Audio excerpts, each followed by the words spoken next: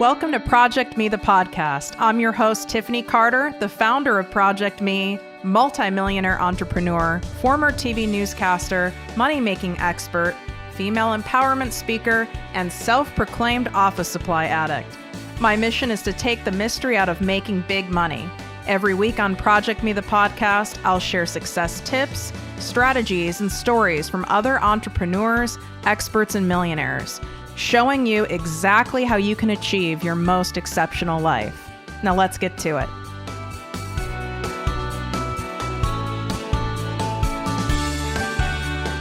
Exciting announcement for all of my listeners. I've officially opened my exclusive group, the ProjectME Passive Income Posse, to the public. This group is by application only, so we can keep the group high vibe and spend our time, energy, and expertise only helping those of you who truly want massive success and impact. You get live weekly trainings from me, special guest coaches, and direct access to me and my business partner for all of your questions. To learn more and apply, go to projectmewithtiffany.com, click on Work With Me, and select ProjectME Posse. And of course, any questions, feel free to DM me at ProjectME with Tiffany.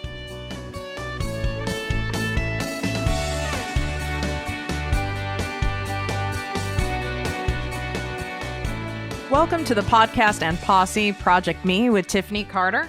I'm your host, Tiffany, and today we are talking about the 5 costly mistakes online coaches are making right now.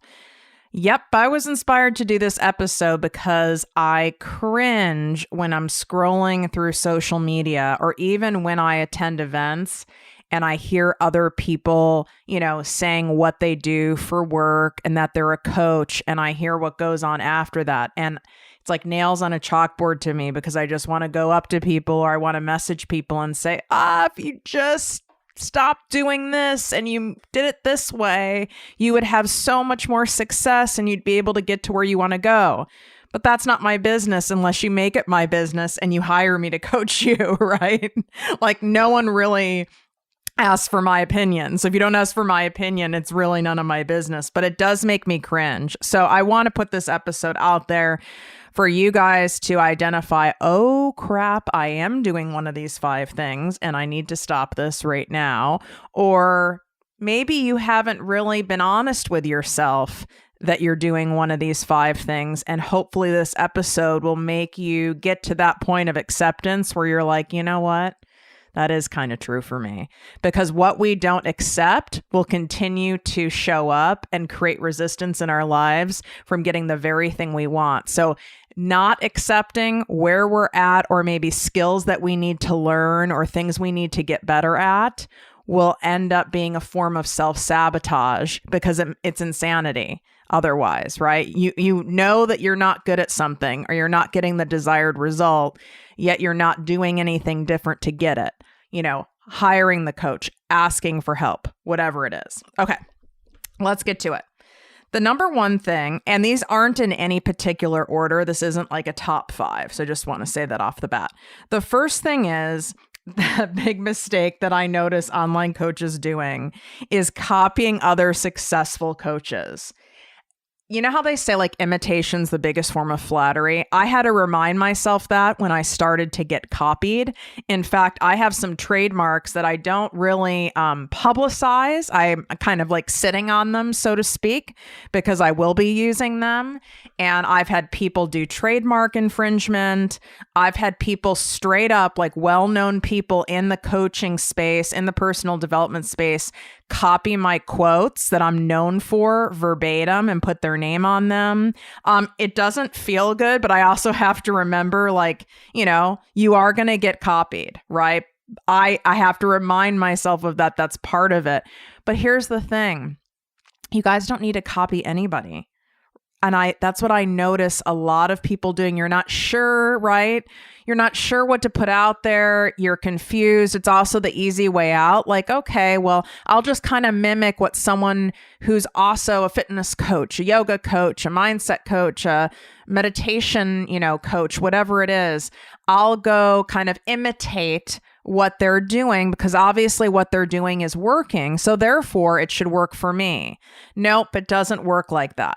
Now I do tell people, like the people who are in my exclusive group, the ProjectME Passive Income Posse, I'll tell them, I want you to do market research and check out different accounts and different websites and people who are within your niche that you gravitate to, that you really like what they're doing. And I want you to assess what it is you like. Is it their language? Is it the style they put out their information in? Is it their coloring? Is it their pictures? Is it their delivery on video? That's great. That's part of business. I absolutely want you to do that. And also know thy competitor, right?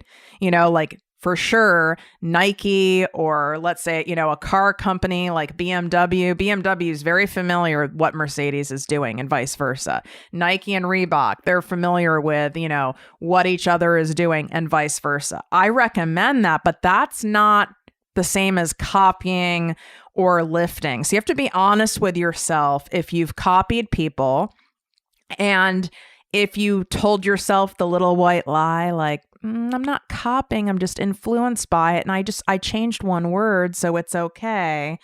It's not okay. And I don't mean it in terms of like a lawsuit wise. I'm just saying it's just not okay because it's not going to work for you.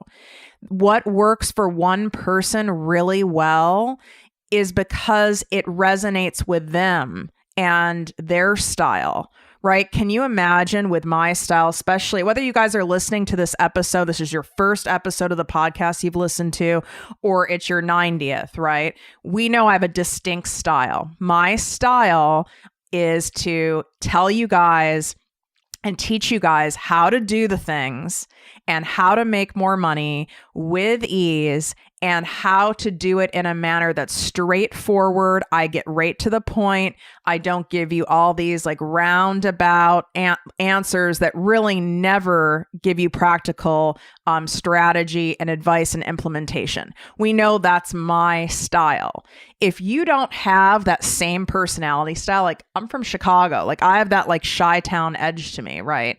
If you don't have that style and you're more of someone who has really soft spoken and you have a beautiful voice, and I can't even imitate it. Let's not even try, because then I'll sound really crazy. But you know what I'm saying. If you're someone who's more soft spoken and you come from a different space, you offer amazing things. You just offer it in a different delivery and style than me. So copying what I do doesn't even make sense for you. And you won't attract anybody because it's not true to you. It's not genuine.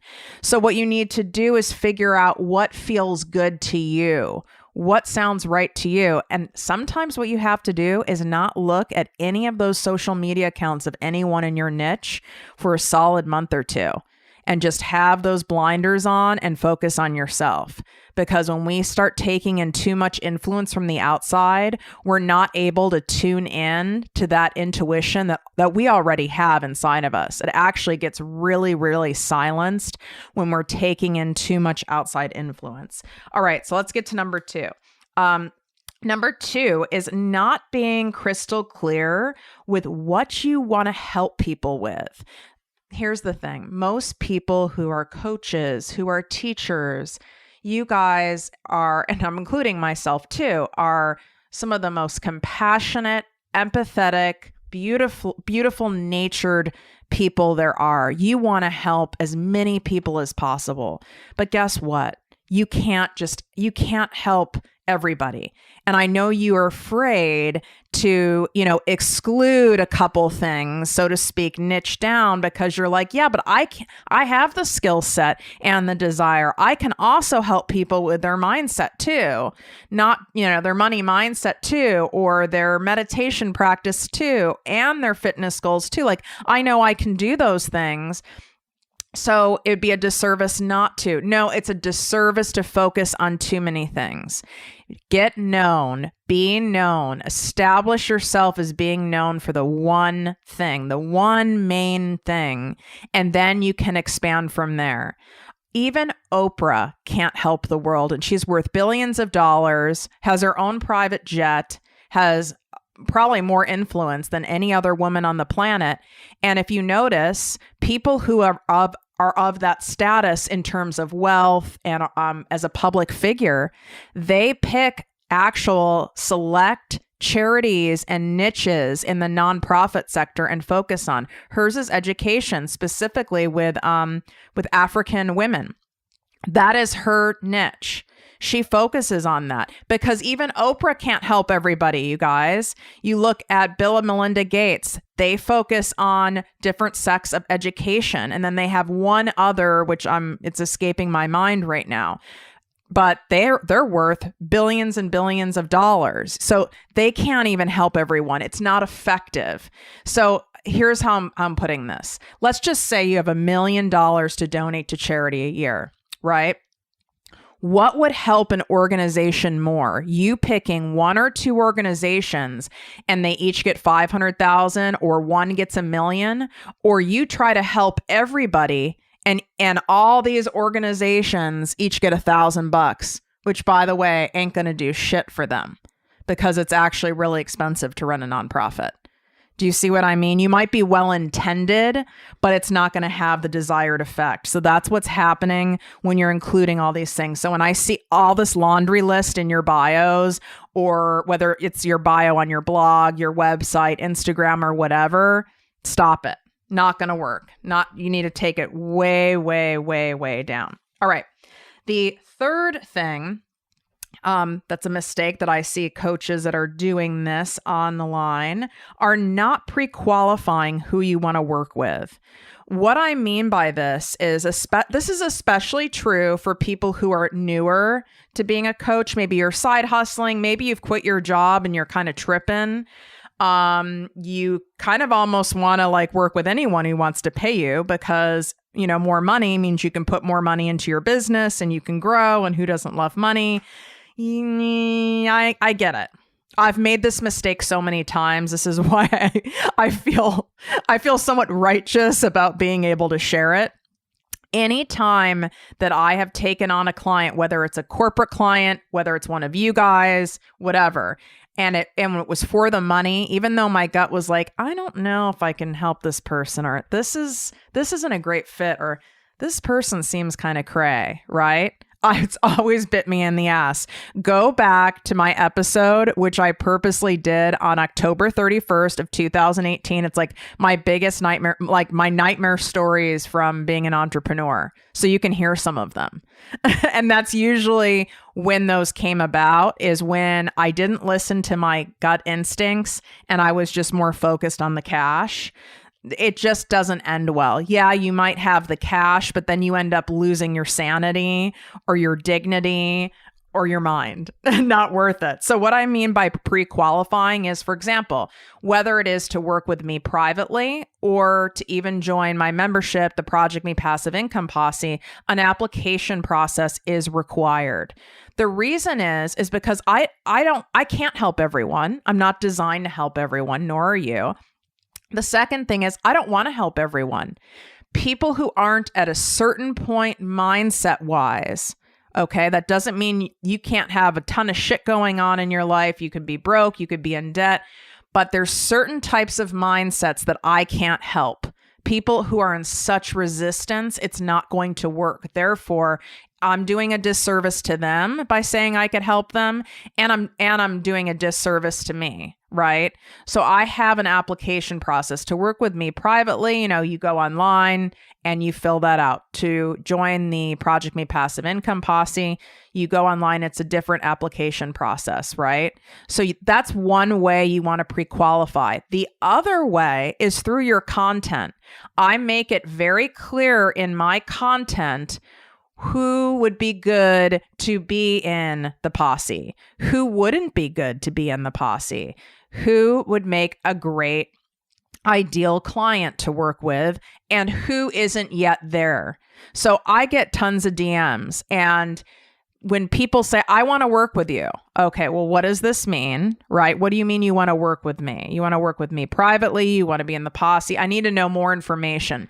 So you're interviewing people. just like you would if you're dating, right? You should be interviewing them, and you should be like, and for all you guys who are dating online, you need to be pre-qualifying the shit out of these people, not via texting back and forth. You need to get on actual phone calls with the person. It'll save you a lot of time.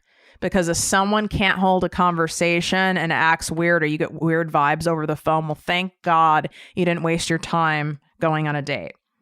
You know what I'm saying? Anyway, I digress. But you want to make sure that you pre-qualify. So I'll even ask questions in the DMs. What is it that you're looking for help with? I want to even see if the person knows what they need help with. I am not a psychologist. Now, am I trained in psychology? Yes, I am. I am trained in performance coaching psychology, in the psychology of money mindset. Yes, I am. But do I have a license? No, I don't. So if I feel someone likely has a mental health condition, which nothing's wrong with that, right? I, in fact, have one. Having an anxiety disorder is a mental health condition. If someone has it and it's not treated, I am not the best person for them to start with. They need to get that handled first. Or if someone's in the midst of an addiction, right, like a substance addiction, they need to work with that first. So you want to pre-qualify, even in the DMs, even in Messenger, and ask questions even before you send them an application, even before you get on, you get on a call with them, right? Because why do you want to waste your time, and why would you want to waste yours? Your ego might like the idea of, oh, I have, five, whatever you guys call them, discovery calls or, sales calls, whatever, book this week. And it might make you feel good, but it backfires, because if you didn't pre-qualify those 5, you might have one of the 5 who you end up actually working with, or 0 of the 5.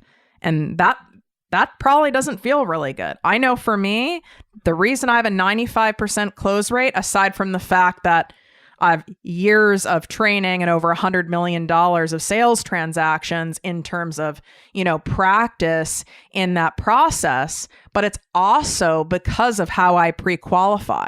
I don't waste my time. All right, number 4. And I can't read my handwriting. What a freaking surprise. Oh, here it is. Not promoting your strengths enough. This is a good one. So most coaches, which are also teachers, I love you guys. I am one, right? I'm an INFJ. If you don't know what that is, you need to take a free Myers-Briggs test online and then DM me and let me know what you are. Or you can just DM me and I'll remind you that it's Myers-Briggs, but I'm an INFJ. I'm also an empath. I'm also an HSP, which is a highly sensitive person.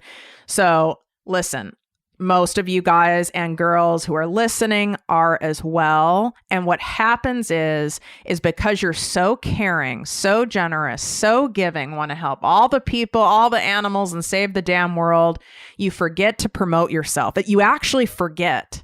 I like laugh in a kind way to my clients. I'm like, okay, because anyone who works with me privately, it's like I'll stalk you online because I want to see what you're doing, what's your content, what's the flow, what's the energy, and I'll be like, I've been watching your shit for a week. Not once did you tell me what it is you do. So basically, you have a hobby or you're running a nonprofit because you've never told anyone how they can hire you. Or like if you have something they can buy from you. You actually forget to promote yourself. So you need to create a plan. I teach in other episodes, in content episodes. You guys can look back. You'll be able to tell by the titles. But I teach a 70-30 rule. So which means, in a nutshell, without going too deep into it, because you can get it on another episode, but 30% of the time with your content, with your email list, with your videos, with your lives, with your posts, with all the things, you need to be promoting. You've earned that right because the other 70% you've been giving. But you can't forget the promoting. You've already earned the right. So no wonder why you don't have many sales, because you're thinking, well, Tiffany, I talked about it last week and then I talked about it once this week. And it's like, geez, how many times I talk about it? Only 6% of people following you can see your stuff. And it's not the same 6% every time. Did you guys get that? 6%. If maybe your email list, I don't know what size it is. I mean, if you have a 10%, 12% email list open rate, that's fantastic, right? But it's still not 70%. It's just 10 to 12%. So and it's not the same 10 to 12% of the people every time. So if you don't consistently repeat your offer, repeat yourself, no one is going to remember. It's just not going to happen. So even in like traditional sales, okay, like how a lot of you guys know as a pharmaceutical sales rep and then climb that corporate ladder. But I'll go, teach at giant national sales meetings, these top salespeople. And one of the main premises that we still have to remind even top reps, whether it's in real estate, whether it's in insurance, car sales, pharmaceutical sales, advertising sales, whatever it is repeat equals a buy. You have to keep making sales calls. That's why when you're in sales, I don't know how many of you listening are in sales, but when you're in sales, you get a list of people you have to call on. And it's not like you're told, oh, go call on them once. Like go try to get them as your client once. And if it doesn't work once, then now they're off your list. No, they are on your damn list. In fact, in all those years I was in pharmaceutical sales, and I still consider myself in it because my other business is predominantly in pharmaceutical, medical, and health supplements, right? So I train so much in it. I'm still in that industry.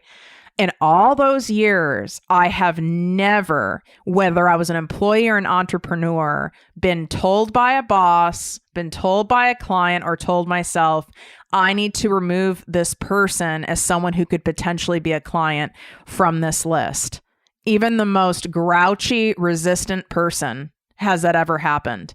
In fact, I have more stories, and I can tell, and I share them a lot when I do these sales trainings, that where it's been 10 times, 15 times, 25 times of going into an office, bringing in lunch, doing all the things, and it took that many times to get someone to budge, right? So my point in going off on this tangent is you're not promoting yourself enough. You're not annoying people. And if you're annoying people, then you need to ask someone like me, or if you already have a coach, ask that coach if they're experienced in sales and marketing. You need to ask them, is my approach off? Because maybe your approach is off, or maybe you aren't trained in it, which most people aren't just naturally trained in sales.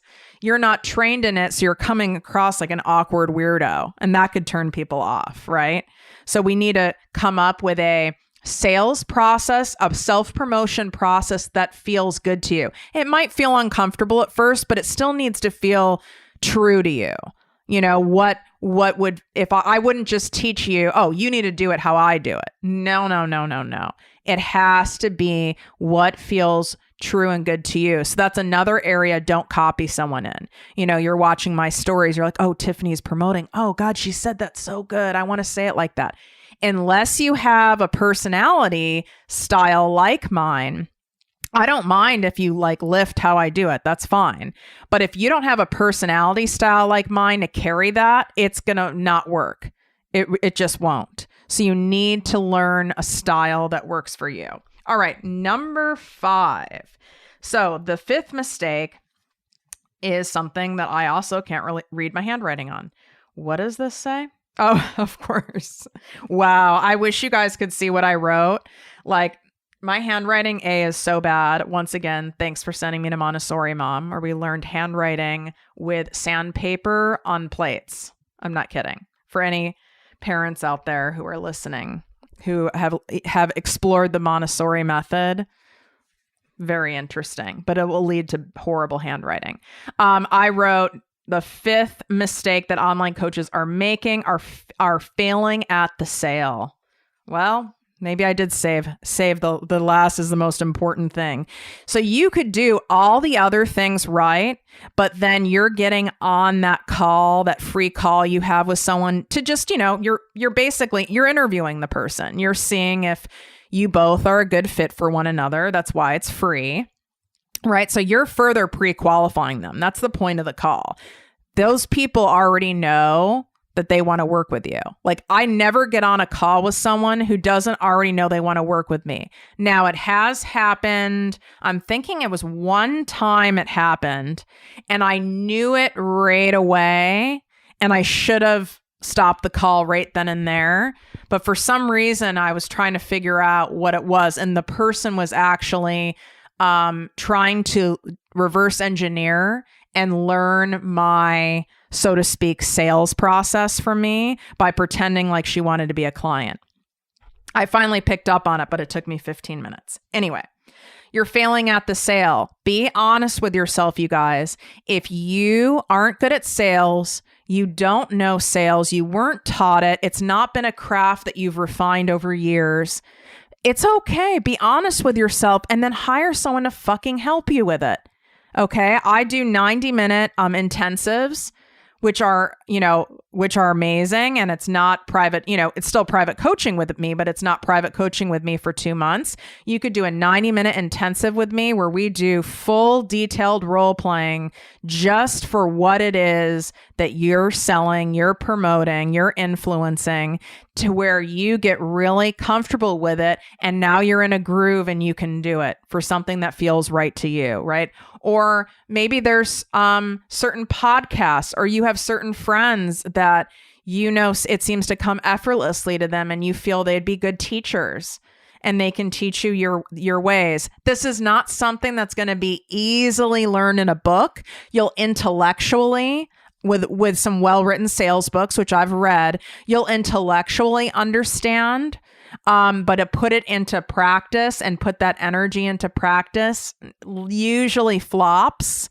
It takes a lot of role playing, which is practice, right? It takes practice to kind of get the cobwebs and the awkwardness out and get into that flow. And all major companies who depend on sales forces, which hint, is every company in the world, including nonprofits and churches, they all hire people like me who are top salespeople to come in and train their sales forces on how to sell and how to refine their skills, how to brush up their sales skills. Just as when I was in corporate America, we had semi-privates with Tony Robbins, you guys, on sales. I mean, this is how much money companies pour into that, because obviously it pays off, right? They know it pays off. You have to practice. I even do a lot of trainings where we actually video record doing the full role play, because it's good for someone to see how they're coming across in real life. It is so awkward and cringeworthy. I hate it, but it's so funny because I'll sometimes record just the audio for clients. And even in just hearing the audio, it's like, oh my God, if I say the word amazing one more time, I'm going to stick a fork in my eye. We all do that. I mean, you guys listen to me. For those of you who listen to the show, we all know I use a lot of swear words, but aside from that, God knows how many other words I use as my default words, right? So we all have that. We have like nervous habits. Sometimes we are just awkward. And it could be in our presence, in our delivery, in our tone of voice. When it comes time to talking about money, that's when most coaches lose their shit and are a disaster. And let me tell you something, that's where the coaching begins. When you start talking about money and how much it costs to work with you and how much their investment is, and the other person starts getting all in their head and their limiting money mindset starts going off, now your coaching job has begun.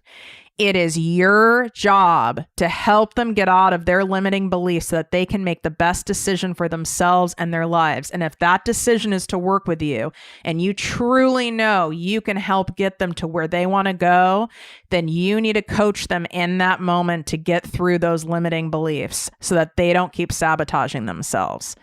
And thank God the coaches I've worked with and I work with to this day did that for me, because I had stuff come up for me too. I was shocked at the dollar figure my current coach charges still, but I was shocked. And instantly I was like, whoa, baby, right? And if he didn't work through that with me, I wouldn't have gotten to where I've gotten in my business. I would not have gotten to 7 figures. I'm telling you, I wouldn't have. Thank God he did that. It was just an initial shock reaction. And it's just something I did. We all have it, right? So that's where the coaching begins. Let me know that you guys love this, that you found it valuable by leaving a 5-star written iTunes review. I also love when you guys do the screenshots, share them in your Instagram stories on Facebook. You can tag me at ProjectME with Tiffany. That also helps people find the show. But truly how the show grows and expands, and I can continue to feel good about paying my producer, my coordinator, plus myself for all the time and energy and love that goes in this, is we need those 5-star written iTunes reviews. Even if you're not listening on an Apple device, you can still go to iTunes, on a web browser and do the same thing. It's just part of the Apple algorithm. Like, it's about downloads, which we know I have tens of thousands of downloads. That's awesome. It's not just downloads. They need to see consistent reviews. That's what tells their computer system, oh, people really like this person. So if you guys could do that for me, it takes about 90 seconds. I would truly appreciate it. Wishing you guys great health, wealth, and worth as always. Talk to you soon. If you enjoyed this podcast, please write a 5-star review on iTunes. Not only will this make me super happy, but it will allow more listeners to find our special show. Simply help me help others.